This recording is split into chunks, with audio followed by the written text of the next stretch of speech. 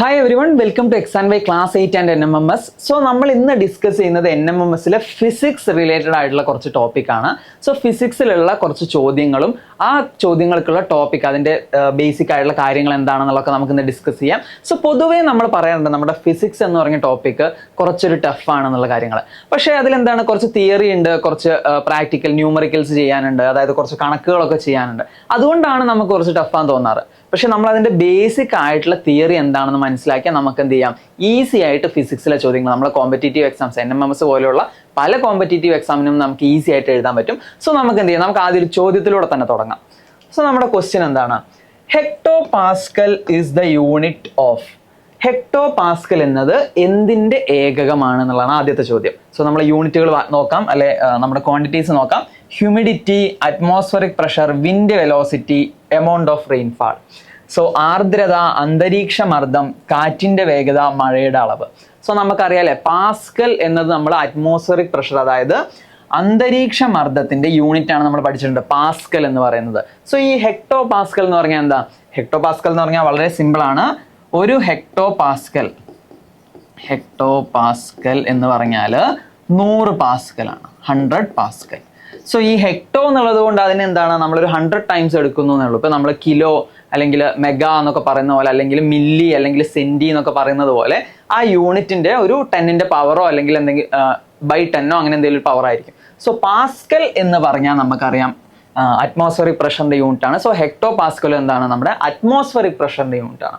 So നമുക്ക് എന്താണ് ഈ പ്രഷർ എന്നുള്ള കാര്യങ്ങളൊക്കെ ഒന്ന് നോക്കാം. അതുപോലെ പാസ്കൽ എങ്ങനെ കണ്ടുപിടിക്കുന്ന കാര്യങ്ങളൊക്കെ നോക്കാം.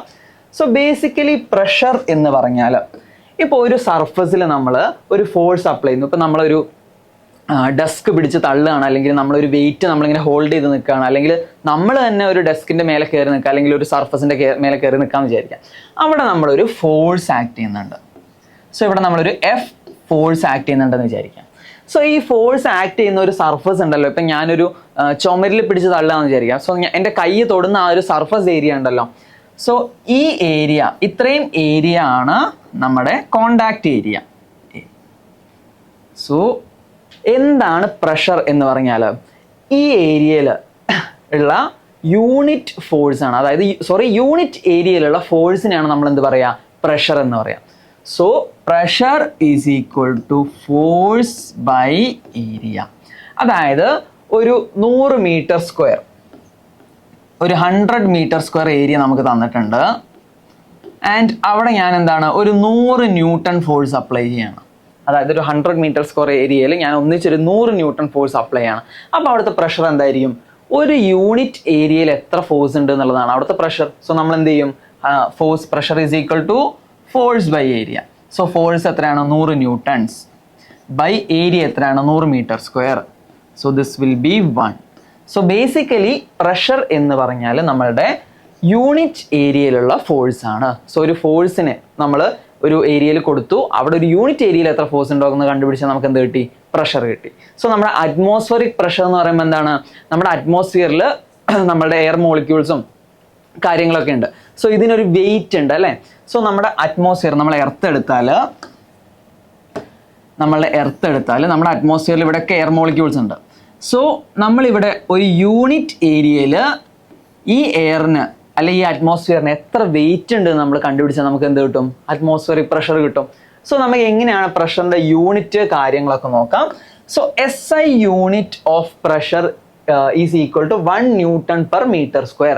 അതായത് നമ്മളെ പ്രഷറിന്റെ സ്റ്റാൻഡേർഡ് യൂണിറ്റ് അല്ലെങ്കിൽ ഇന്റർനാഷണൽ സിസ്റ്റം ഓഫ് യൂണിറ്റ്സിൽ നമ്മൾ SI യൂണിറ്റ്സിൽ എങ്ങനെയാണ് പ്രഷറിനെ കാണിക്കുക, 1 ന്യൂട്ടൺ പെർ മീറ്റർ സ്ക്വയർ. അതായത് 1 ന്യൂട്ടൺ ഫോഴ്സ് 1 മീറ്റർ സ്ക്വയർ ഏരിയയിൽ കൊടുക്കുമ്പോൾ അവിടെ ഉണ്ടാവുന്ന പ്രഷറിനെയാണ് നമ്മൾ ഒരു യൂണിറ്റ്, ഒരു SI യൂണിറ്റ് ഓഫ് പ്രഷർ എന്ന് പറയാം. So this is equal to 1 pascal. ഇതിനെയാണ് നമ്മൾ 1 പാസ്കൽ എന്ന് പറയുന്നത്. സോ നമുക്ക് എന്ത് എഴുതാൻ പറ്റും, നമ്മളുടെ pascal is equal to 1 newton per metre square.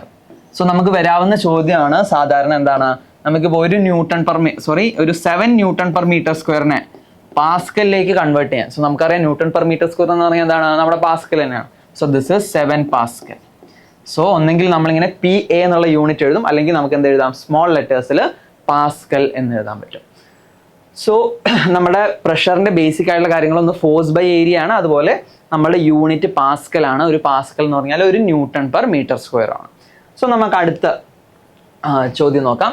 Select the correct equation for pressure. So പ്രഷറിന്റെ ശരിയായ ഇക്വേഷനെ ചോദിച്ചിട്ടുള്ളൂ. സോ നിങ്ങൾ എന്ത് ചെയ്യുക, നിങ്ങൾ ഇപ്പൊ തന്നെ നമ്മൾ പഠിച്ചതാണ് എന്താണ് പ്രഷർ എന്താണ്, എങ്ങനെ കണ്ടുപിടിക്കാന്ന്. So option A B C D ഒന്ന് വായിച്ചു നോക്കിയിട്ട് ഏതാ കറക്റ്റ് ആൻസർ എന്ന് ആലോചിച്ച് നോക്കും.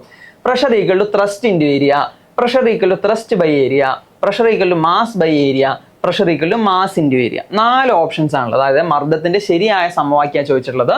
മർദ്ദം എന്ന് പറഞ്ഞാൽ വ്യാപക മർദ്ദം ഇൻറ്റു പരപ്പളവ്, മർദ്ദം വ്യാപക മർദ്ദം ബൈ പരപ്പളവ്, മർദ്ദം ഈക്വൽ ടു മാസ് ബൈ പരപ്പളവ്, അല്ലെങ്കിൽ മർദ്ദം ഈക്വൽ ടു മാസ് ഇൻറ്റു പരപ്പളവ്. സോ ഇതിൽ ഏതാണ് ശരി? സോ നമ്മളിപ്പോൾ പഠിച്ചു പ്രഷർ അല്ലെങ്കിൽ മർദ്ദം എന്ന് പറഞ്ഞാൽ ഫോഴ്സ് ബൈ ഏരിയ ആണ്. അതായത് ഫോഴ്സ് ബൈ ഏരിയ ആണ് നമ്മൾ പഠിച്ചു.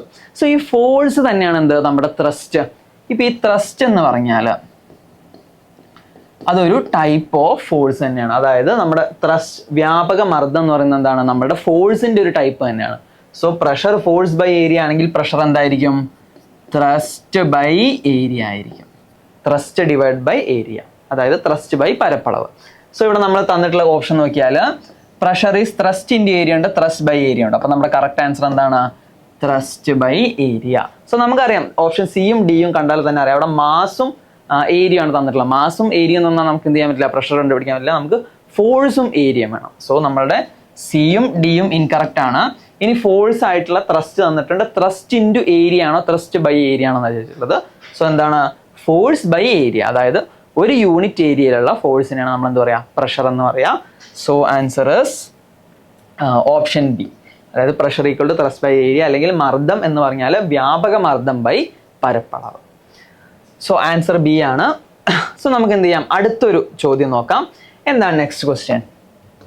Yes, atmospheric pressure is equal to. Atmospheric pressure അന്തരീക്ഷ മർദ്ദത്തിന് തുല്യമായത് ഏതാണെന്ന് ചോദിച്ചിട്ടുള്ളത്. നമുക്ക് 4 ഓപ്ഷൻ ഉണ്ട്. സോ നമ്മളിപ്പോൾ പ്രഷറിനെ പറ്റി പഠിച്ചു, നമ്മൾ അറ്റ്മോസ്ഫിയറിന് ഒരു പ്രഷർ ഉണ്ടെന്ന് പഠിച്ചു. അപ്പോൾ നമ്മളുടെ ഒരു നമ്മുടെ ഗ്രൗണ്ട് ലെവലിൽ, നമ്മുടെ ഭൂനിരപ്പിൽ നമുക്ക് എന്തുണ്ടാവും, ഒരു അറ്റ്മോസ്ഫറിക് പ്രഷർ അന്തരീക്ഷ മർദ്ദം ഉണ്ടാവും അല്ലേ. അതിന്റെ വാല്യൂ എത്രയാണെന്ന് നമുക്ക് നോക്കേണ്ടത്. സോ 4 ഓപ്ഷൻ ഉണ്ട്. 76 metre of mercury, 0.76 centimetre of mercury, 76 centimetre of mercury, 76 millimetre of mercury. So ഇവിടെ 4 ഓപ്ഷൻസ് ഇങ്ങനെ തന്നിട്ടുണ്ട്. പിന്നെ എന്താ ഉള്ളത്, നമുക്ക് മലയാളം നോക്കാം. 76 ഉയരമുള്ള രസയൂപം, അതുപോലെ 0.76 സെന്റിമീറ്റർ, 76 സെന്റിമീറ്റർ, 76 മില്ലിമീറ്റർ. എന്താ ഇതുകൊണ്ട് ഉദ്ദേശിക്കുന്നത്?